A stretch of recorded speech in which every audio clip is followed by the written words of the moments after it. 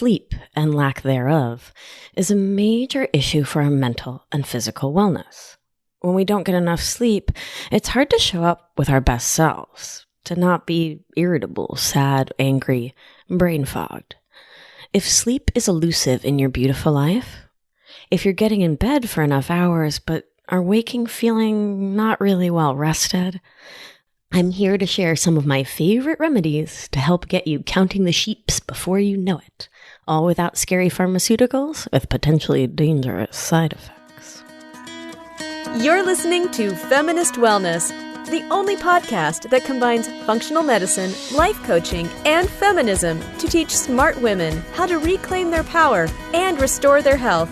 Here's your host, nurse practitioner, functional medicine expert, herbalist, and life coach, Victoria Albina. Hello, my loves. I hope that everything is magical in your beautiful world. I'm so excited today because I love presents. I love to give them. I love to make them. I love seeing people getting them. And I get to announce the winners of my handmade essential oil roller giveaway. So I'm giving away a set of 2 of these rollers to 5 lucky listeners who left a comment on iTunes and sent me an email all about it. It's this fascinating thing with podcasts and the iTunes. If your show doesn't have a lot of subscribers, ratings, reviews, it literally doesn't show up in the search function. And the reason I'm doing this show is to spread all of this free information as far and wide as humanly possible. And thus, my constant pleas for you to subscribe, rate, and review on iTunes. It's vital for spreading the message about this resource to folks who wouldn't otherwise know about it. And one of the key tenets of feminism for me is building community and sharing information. So I think that sharing this podcast is a feminist act. So there you go. And everyone likes presents. So I'll be doing another giveaway soon.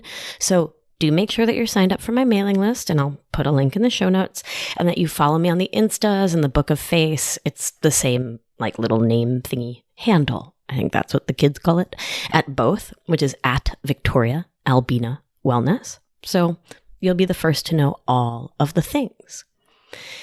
And without further ado, the winners are, drumroll please, Nurse Charis D. I love that she identified herself as a nurse in her email.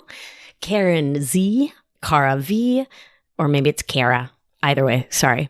Andrea G of Brooklyn, and Amy F, who got her entry in just under the wire yesterday. So keep an eye on your emails, my loves. I'll be asking for your address so I can send you your presents. And thank you for taking the time to help spread the feminist wellness love. I appreciate you so much. And I'm also so excited to hear what you think of both my energizing formula, Rise and Shine, and my sleepy time formula, Easy Now. Both are made with organic ingredients and are just so lovely to have on hand. And in honor of the giveaway and the Easy Now roller, this week we shall be discussing the magical transformational experience that can be so elusive and annoying for so many of us.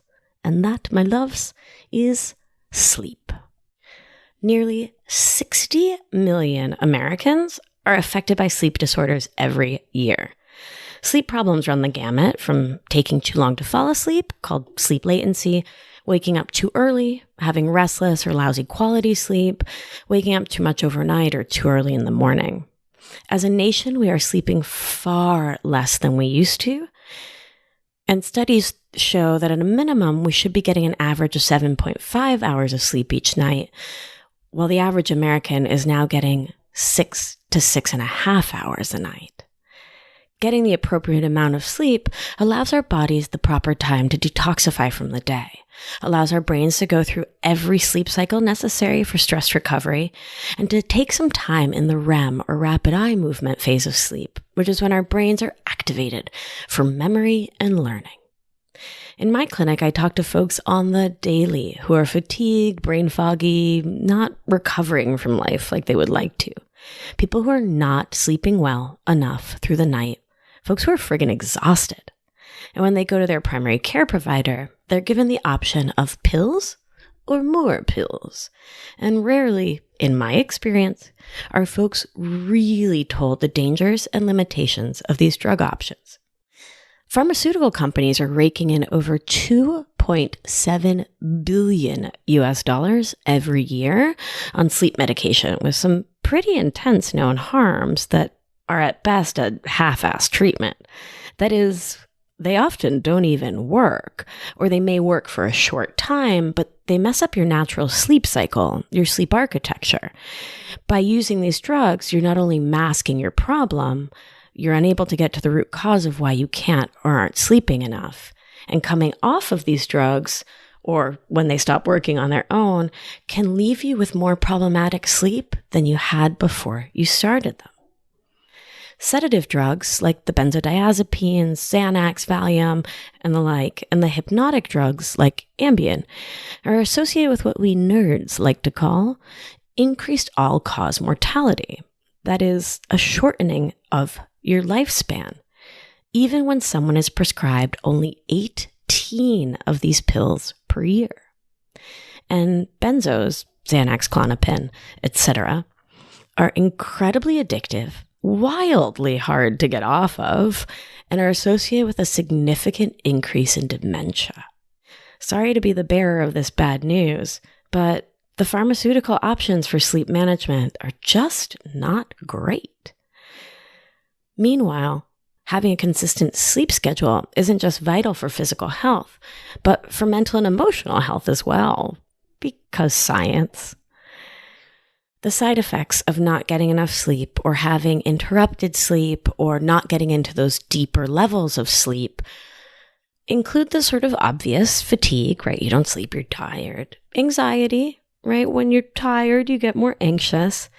And then some things that folks don't really think about as much, like digestive issues, metabolic imbalances, autoimmune conditions, having more flares, more pain, more discomfort. Heart disease can be linked to not getting enough sleep, as well as increased cancer rates, decreased memory, and dementia.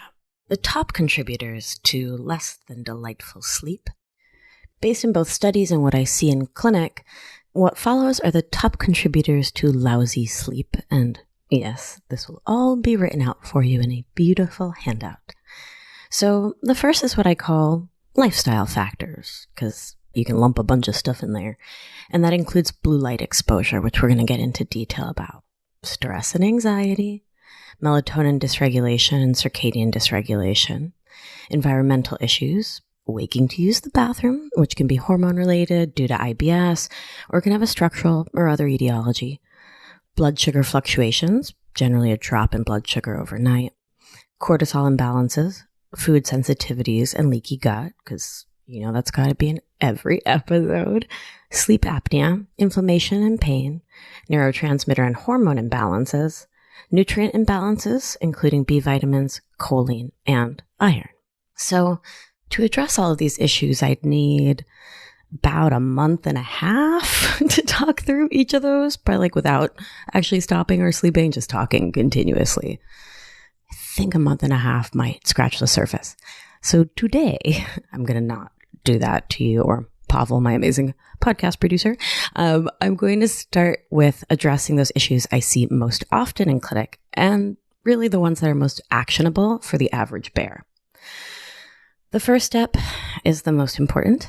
You need to understand the root of your insomnia. Much like there is no perfect diet for all humans, there is no magical sleep cure that works for everyone. Play around with the following tips.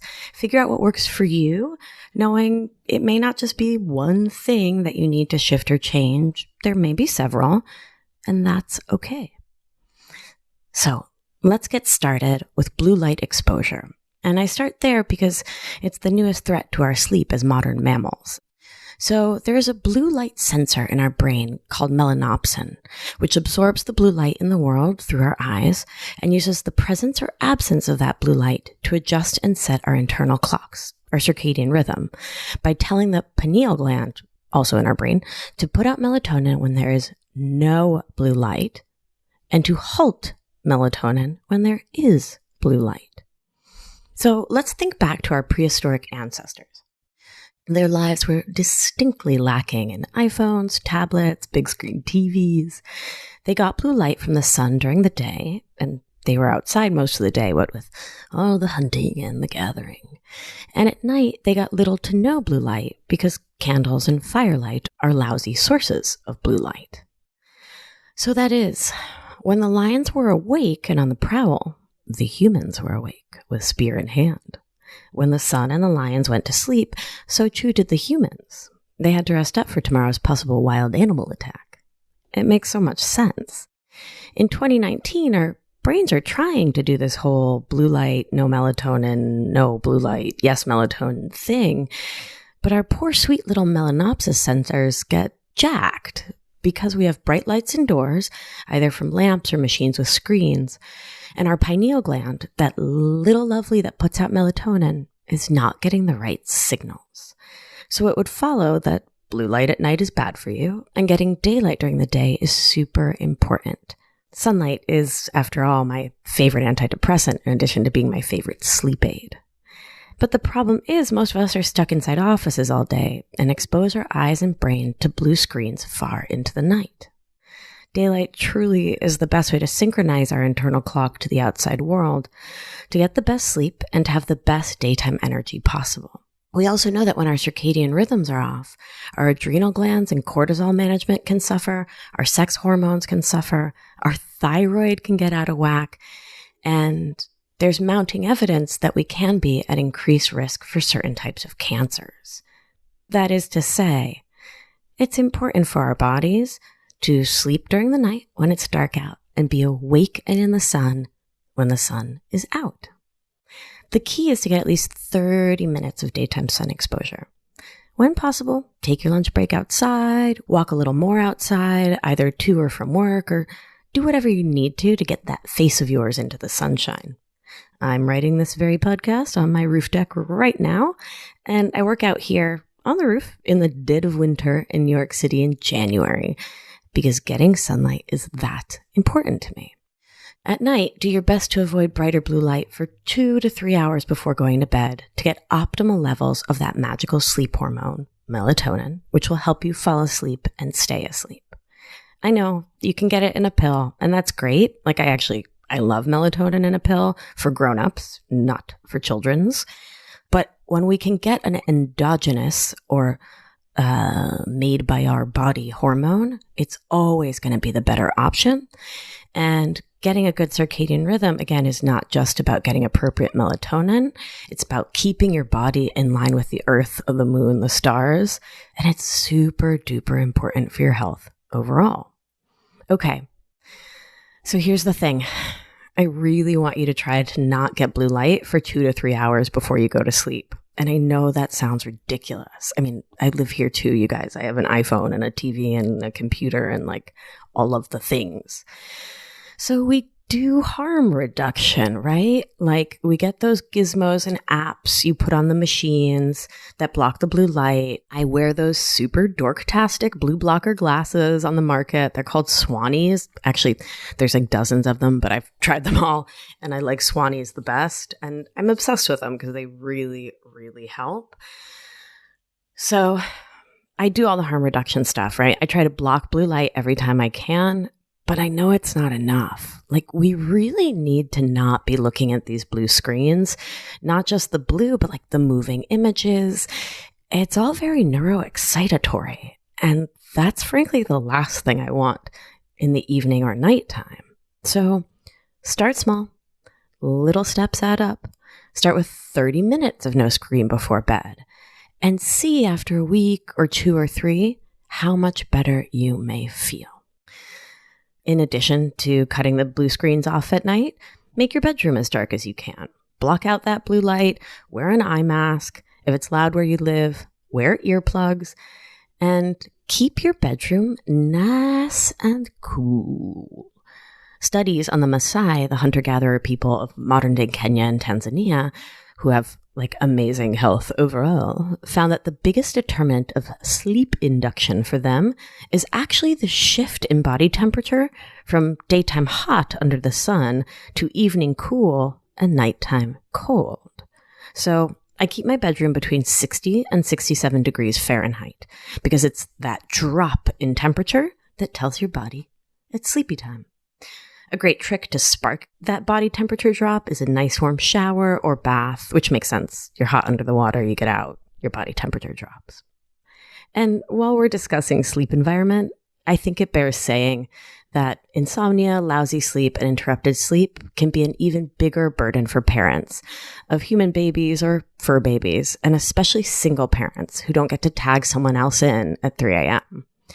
Given that the birthing parent is often the one getting up to feed baby in the middle of the night, and because of that early bond and the totally normal, healthy baby dependency on their lactating parent, the burden of overnight childcare can be so much heavier on the person feeding their milk to their kiddo. And adoptive parents don't get a break either. Someone's got to feed the tiny person through the night and soothe them if they have a bad dream too. If this is your story, that your nighttime should be asleep hours are not really your own because of tiny humans, cats, dogs, or other babies in your life, I want to implore you not to despair. This too shall pass, and until then, you can engage in as many of the sleep supportive techniques I'll go into detail about to help you get as deep a sleep as possible in the hours you are able to get some Z's. All right, so with that said, stress and anxiety are also at the top of my list of common sleep disruptors. So I've talked a lot about anxiety management, the power of journaling, mindfulness, and meditation to create space between us and identifying with our thoughts. When you finish this episode, go back and give the episodes on being your own watcher, anxiety, and future self-planning a listen. They will be very helpful in your quest to reduce stress before bed so you can get better sleeps. There's also a really helpful meditation that's available for free just for podcast listeners if you go to victoriaalbina.com/body scan, BODYSCAN. It's a body scan meditation and it's super helpful to do right before bed. So the top thing I recommend for creating a supportive sleep environment is a bedtime routine. For many of us, there is a whole bedtime process as children, a bath, a book, a song, and few of us are still engaging in these nighttime rituals, and I think they're really important. In the evening, as I wind down from work and, start to turn my screens off, I love a cup of calming tea like chamomile or tulsi, which is also called holy basil. I love to diffuse some essential oils, take a bath or shower, meditate, journal. These little things all add up. So see what you can add to your evening and see how it might help. Speaking of journaling, neuroplasticity, or rewiring your brain to think new thoughts and behave in new ways, can play a supportive role here too. When sleep becomes this elusive beast, when insomnia is something you hate or are mad at, you set your body up to think of sleep as something that's not for you. An exercise I love because I'm such a massive fan of journaling and planning our future thinking today is to practice the thoughts you want to live into. I recommend a writing practice that should take you about 1 to 2 minutes in which you write out believable facts about your sleep. For example, I have slept before and I will sleep easily again. My body was built to sleep each night. Sleep comes naturally to me. Tonight, I will be calm and centered when I get in bed. Tonight, I won't let my anxious thoughts take me away. And I'd recommend doing this before bed every night and in the morning every day when you wake up. This specific practice was inspired by my dear friend Becca, who had a little bout of insomnia that she cured with this technique plus some other lifestyle modifications. See how these statements aren't wild or fantastical? They're thoughts that your brain can hopefully believe. And if your brain can believe you on these new thoughts you're trying to teach it, it won't fight you.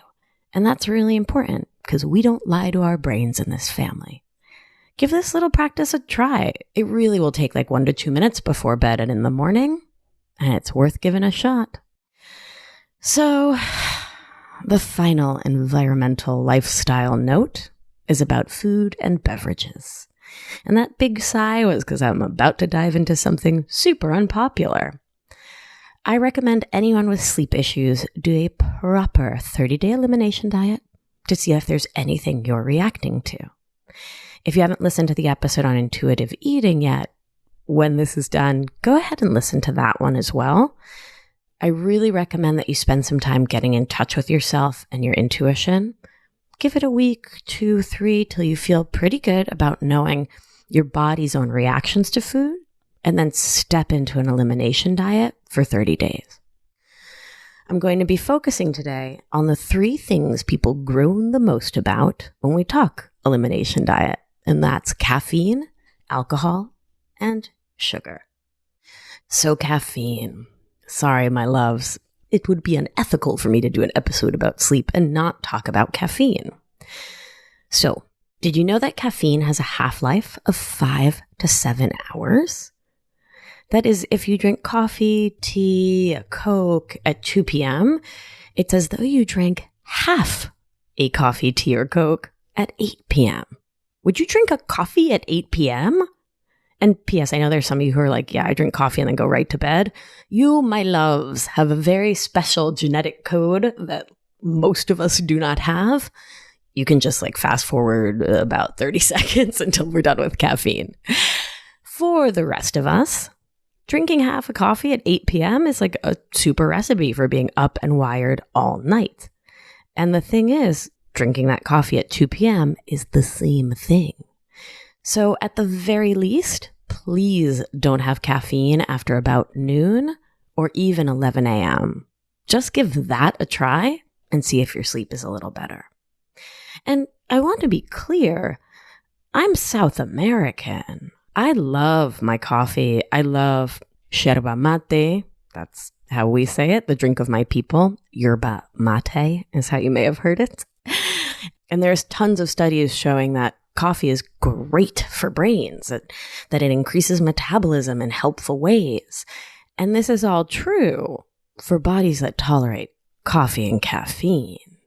And if you've never taken a break, then how do you know how caffeine is affecting you?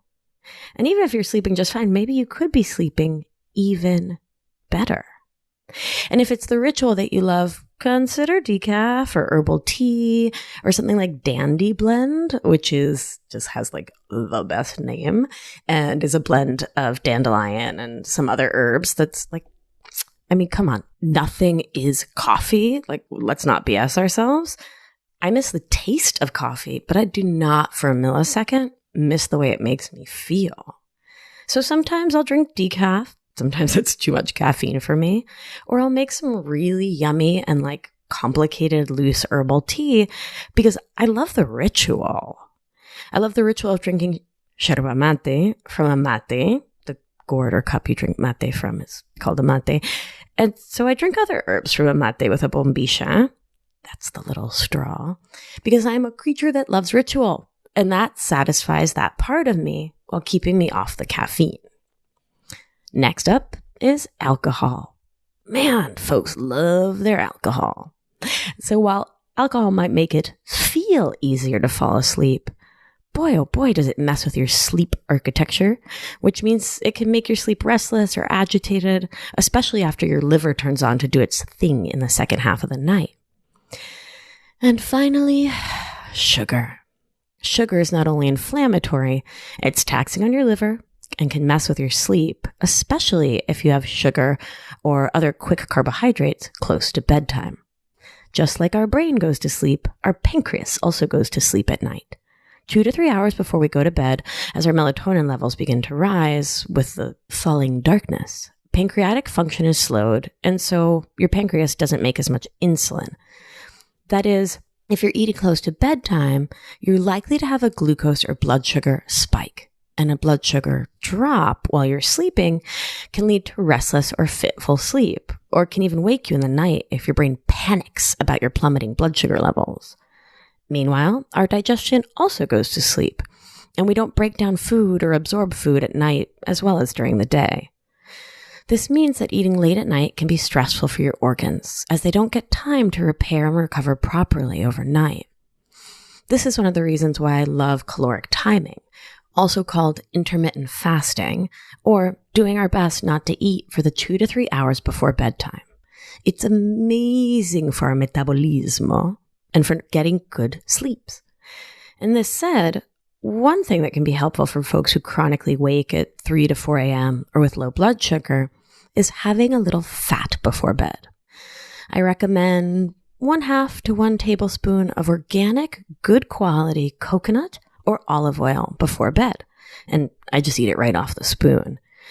That good fat won't mess with your fasting state and is such a slow burn in your body that it can often help balance blood sugar and can help you stay asleep overnight. Quick little note on that. Start with like 1/2 teaspoon and work your way up till you find the right dose for you. There's no elegant way to say this, so I'll just say it. Remember that fat, it's a lubricant, and so it'll lubricate your intestines. I'm just going to say it. If you eat too much fat, you'll get the poops. So don't do that to yourself. Start low and go slow. All right. I hear how ridiculous I am, and I just spend my entire life laughing, like with love and kindness, but just like laughing at the things that come out of my mouth.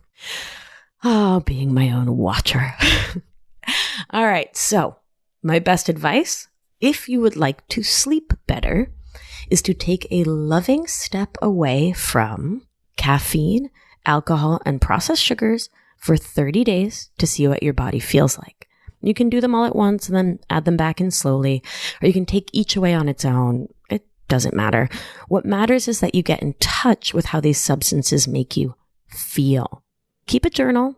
I love data. So you know what's causing what. And if you have better sleep or more daytime energy off of caffeine, alcohol, sugar, quick carbs, then you get to look at your life and ask yourself, what's most important to me, the substance or the sleep? No judgment from me. You're a grown-up and you get to do what feels best for you. Other common reasons for impaired sleep that I want you to explore with your healthcare providers are thyroid or cortisol imbalances, and you can go back and listen to the episodes on hypothyroid and adrenal health, liver or gallbladder detox impedances. So your liver detoxes from about 10 p.m. to 1 a.m. nightly, and issues with your liver can make it hard to fall asleep. And deficiencies in both calcium and magnesium can keep you from sleeping properly. In shocking news coming out of my mouth, the health of your digestion is wicked important, or hella important for my Californians. Healing a leaky gut is an important first step in supporting your sleep, my loves. But you knew I'd say that, right? The best thing about all these lifestyle and mind management options is that they're free and have no nasty side effects, like, no dementia risk or whatever. Sigh. And finally, to stay true to my witchy woo roots, let me pair my science talk of livers, gallbladders, and circadian rhythms and CBT talk with a note on the chakras, or energy centers of the body. Sleep relates to the crown chakra at the top of your head, where your crown would go. Physically, the crown chakra is related to the pineal gland, that little darling that puts out our melatonin. And this chakra also connects us to each other, to our thoughts, and to our connection with spirit, faith, and something bigger than us. When our minds are clouded with worry or fret, the crown chakra gets bogged down too, and makes it hard to truly rest. Whether the chakras as like a system or a thing resonates for you or not, bringing more love to this energy center like literally cannot hurt you. And to do so, I recommend taking 10 deep belly breaths and repeating an affirmation like, I trust my inner knowing to guide me through life. I trust that everything happens for a reason, to teach me and help me grow. I am in balance with myself and the universe. Gosh, just saying that is like super calming and feels really like sweet and tender with myself. Why not incorporate something like this into your nightly bedtime ritual? And finally, supplements. I'm about to rattle off a list like I am wont to do, so worry not, I made you a handout. Head on over to my website to grab that handout. You can find it at victoriaalbina.com/12, and that's the number 12, like 1 followed by 2 and not the word. So here are some top tips on supplements for sleep. First, please make sure that you aren't taking anything with B12 in it after like noonish o'clock. B12 gives you energy, which is like great if you take it at 7 a.m., but can really interfere with your sleep if you take it later. Magnesium glycinate is amazing for supporting sleep, and I take it nightly, as are herbs like tulsi, ashwagandha, and the rest of the adaptogens. Melatonin is super useful for many of us, but can leave some folks feeling too groggy in the morning. If that's the case for you, reduce your dose, or switch to a sustained release option, or try taking it earlier in the night. If you want to be asleep at, let's say 10, because I think that would be awesome, but most of you are like, more like 11:30. But let's say you want to be asleep at 10, try taking your melatonin not at 10, but at like 9, and see if that makes you drowsy in the morning. L-theanine is magnificent for anxiety and can help if your brain is racing before sleep. I use 200 milligrams as a dose. I also love the non-addictive, non-drowsy making supplement Calm's Forte to help you fall asleep and is a go-to for those who wake in the middle of the night. Leaving 1 to 2 little chewable tablets, so that was 1 or 2 chewables, those words sound a lot alike, on your bedside table makes them easy to grab if your brain comes back online at 3 a.m. And as always, not a single one of these supplements stands a chance if they're all you're doing, if the rest of your lifestyle isn't dialed in. While sleep is a vital part of your mental and physical health, your mental and physical wellness are part of your body's being able to sleep or not. And it may take more than just one of these tools to completely change your sleepability. It may take a dozen. Remember to be patient, to be kind, gentle, and loving with yourself, my loves, and to keep breathing deeply. You'll be getting those Z's in no time. Thanks again for tuning in to this week's episode of Feminist Wellness. I hope it's been helpful for you. I really want you to get a good night's sleep, my love. And if you or someone you love aren't sleeping, please do make sure to check out that handout. Share this podcast with the people you love. Share it on the social medias so we can get it into the hands, or the ears rather, right? So we can get it into the ears of people who it can help. All right, my loves, that's enough out of me. Be well, and remember that when we heal ourselves, we help heal the world. Be well and take good care. See you next time. Thank you for listening to this week's episode of Feminist Wellness. If you like what you've heard, head to victoriaalbina.com to learn more.